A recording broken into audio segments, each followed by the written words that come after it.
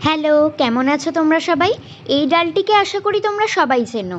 বাংলায় এর নাম হলো কাঠগোলাপ বা কাঠচাঁপা, আর ইংরেজিতে নাম হলো প্লুমেরিয়া। এই ফুলের প্রচুর কালার ভ্যারাইটি হয়, আর এই গাছ কিন্তু অলওয়েজ ট্রেন্ডিংয়ে থাকে। আজ আমি তোমাদের এই কাঠগোলাপের ডালটিকে নিয়েই একটি গল্প শোনাবো।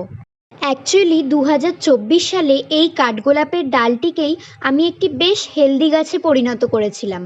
কিন্তু তারপর গত বছর গরমকালে আমি গাছটিকে আমার টব থেকে তুলে রাস্তার পাশে বসিয়েছিলাম একটি বড় বৃক্ষ হবার আশায়।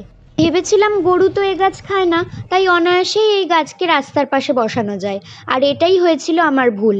ছাগলে গাছটার সব পাতাগুলো খেয়ে নিয়েছিল।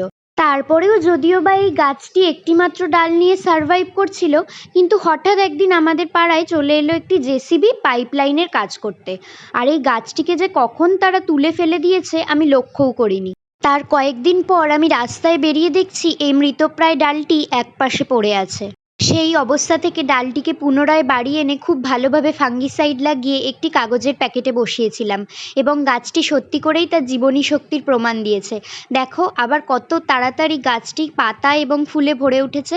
সবশেষে দেখে নাও আমার বাড়ির এই আনারসের ছবি। আর হ্যাঁ, এই কাঠগোলাপের গাছটি থেকে কিন্তু আমাদের শেখা উচিত কিভাবে জীবনে হেরে গিয়েও আবার মাথা তুলে দাঁড়াতে হয়। চলো আজ আসি, টাটা।